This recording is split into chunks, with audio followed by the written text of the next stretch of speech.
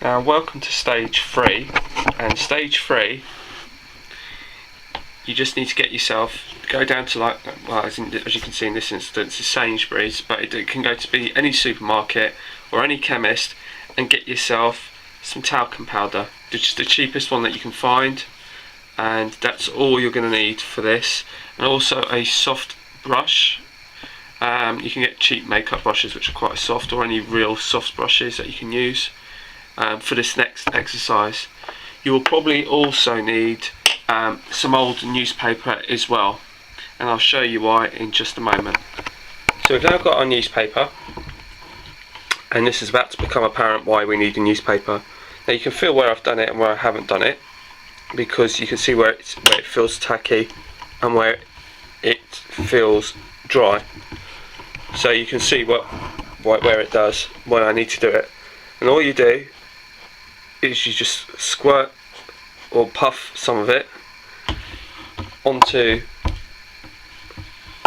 the stone bit that's tacky, and then you just use your makeup brush and you basically just buff it in all the way along, and you just keep buffing it and buffing it and buffing it until you get all these various textures and colours coming up. So basically you don't really want to see the white too much, but you like it to have that kind of white matte tinge to it. So you just keep just buffing it and buffing it up, and what that does is it brings all the various textures out, but it also takes away all the tackiness that was left from the wood dye. And then that's what you do all the way along until you're totally 100% happy with it. And I'll show you when it's all done.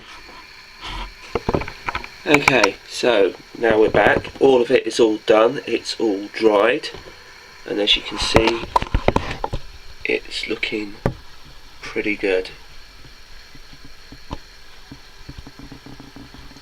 So we've done it all the way along. The only bit that hasn't been done is, if I show you, is that bit. I had a bit of a, as you may have noticed in some of the videos, there was a bit of a crack here. There's a bit of a small gap between the sections, so I've just filled that in, repainted that. I'm just waiting for that to dry.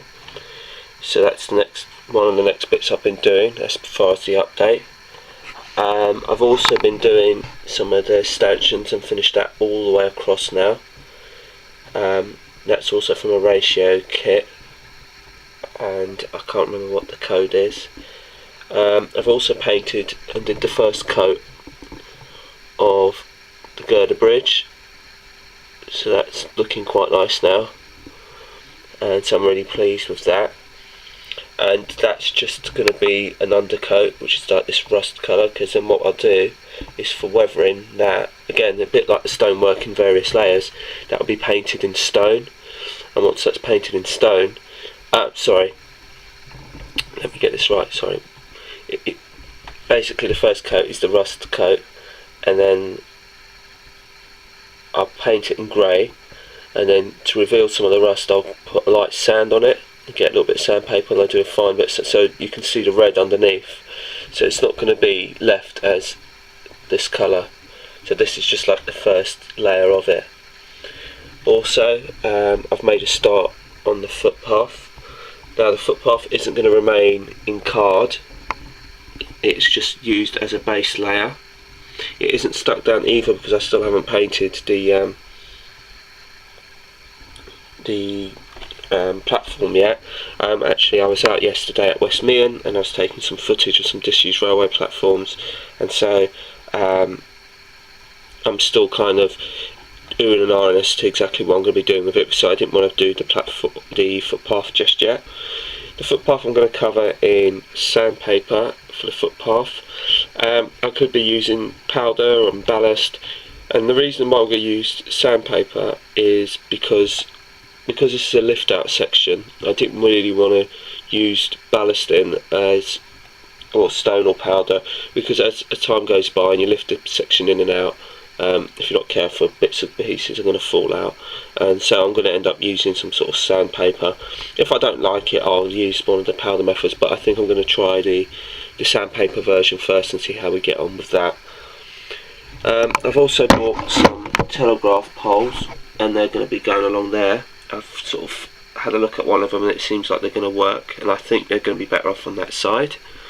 And then we're still going to have some fencing along down the middle here to do as well. So that's where we're at. Now I've just got over the girder bridge. As you can see, the red is virtually, well, I wouldn't say disappeared because that's not the point. What I've done is I've gone over it with the grey, whilst the red paint, and I'll give you the colours. The red paint is matte Revell number 37, and the grey is a matte 78, also from Revell. And what I've done is I've gone over, again a bit like the stonework, I've gone over the grey whilst the red is still drying, and what that does is it smudges it all in together and gives you this kind of blended in kind of feel. So we're not going for a pristine kind of look, we're kind of going for a bit of a tired look, and showing all the signs of age, and well, showing some signs of age, I should say. So this is kind of like my first real attempt at weathering on this layout, is doing the stonework and doing this girder bridge. And these are just quick ways of doing it, because I don't think my modelling skills are really up to all of that. So that's where we're at with that bit, and as I progress I will show you more. Hello everybody and welcome back. Just to let you know that I finished the girder bridge. It's had its layer of red paint, grey paint, and now it's had a layer of talcum powder. So that's just to dull it down and just to age it, and it's the same effect that I'd used on the stonework. And as you can see, I'm really pleased with that, because it seems to, over the past few days, it's taken a bit of a different tone to it. Or I don't know if it's just me, but it does seem like it to me. At the moment I'm just working on the footpath area. As you can see, the footpath area isn't here, but what I've done is you can see that there's a line, and there's also some little markings that I've made, and that's essentially what I've done is I've just put it against, created some markings here so I can drill the holes, so then the fencing can just sit upright on its own. The fencing is from Ratio, and it comes in a pack of 4, and the code is 424, and it comes like this. You get 2 pieces, and it comes like that on the sprue, and then you just cut it off the sprue to create the length that you need. Now I've worked it out, and my fencing sort of finishes just about here somewhere. So I'm not sure if I'm going to buy some more, whether I'm going to blend it in with something else, and I'm not too sure about that. But that's something that I'm going to be doing today. Also, I've got some telegraph poles. This is also from Ratio, and if I show you what they're like, I've already cut a couple off the sprue. I'll put it out there like that so you can actually see. And I'll also be installing them, and that will run along there. And I've also got some mod rock as well, so I'm going to be busy this evening doing all these little bits and pieces. So as I get through them, I will let you know how I get on. So speak to you soon. Okay, as you can see, I've done all the work. The telegraph poles are on the right, all been installed. The fencing is a bit more difficult to see, but if I get it down to ground level, you can actually see that they are actually in. When you look at it like this, it doesn't look like that they've been installed, but they have been all the way down. And also our walkway, our footpath, has also been reinstalled. So that's now all starting to come together. And the line was just drawn, marked out the positioning of the points of the fencing, and then they were drilled in, and then they just slot into the holes.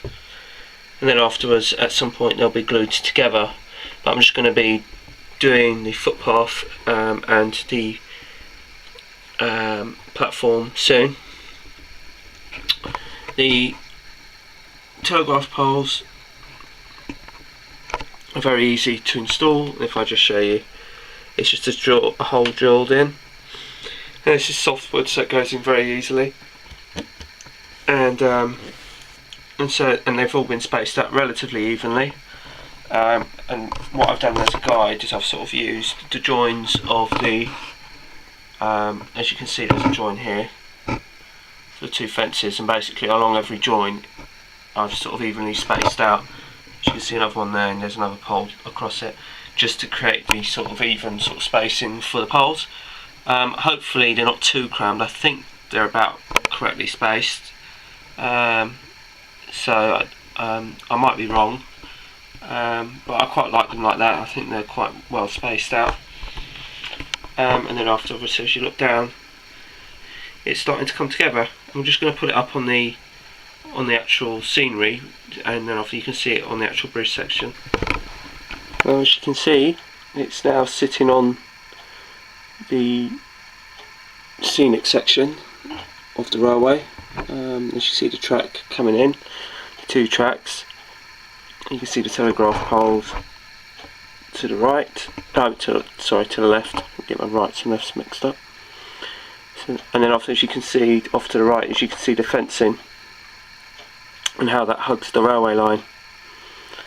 And then what we'll do is we'll get some ballasting done for the middle, and hopefully it will work out quite nicely. And if I turn it around, it's a bit more difficult because I'm not exactly in the right position. You can see where we're at in terms of how it looks from this end. So we're getting there, slowly but surely. It's starting to come together, and I'm really pleased with the progress. It's a little mini project, but all these little bits and pieces will start to take effect. I'm not exactly sure what I'm going to do with the fencing in terms of whether I'm going to leave it in white, or whether I'm going to spray it, or what I'm going to do with it exactly. And also what I'm actually going to do, as you can just sort of see it, see I've got a little roadway behind there as well, so I can probably stick a little scooterist or something like that, or bicycle, since it isn't deep enough, so it'd be kind of like a low relief type thing.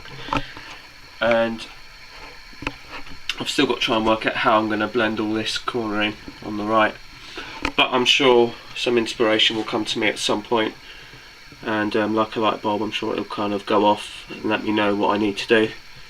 So thanks for watching at this point, and check in with me when I've got some more to update you with. My next job is going to be to do some mod rocking on that little bit there, and sort of blend the back scene into the stonework. So that's going to be my next little job for tonight, and that will probably be my last job of the evening. So take care and bye for now, and I'll update you when I have some more.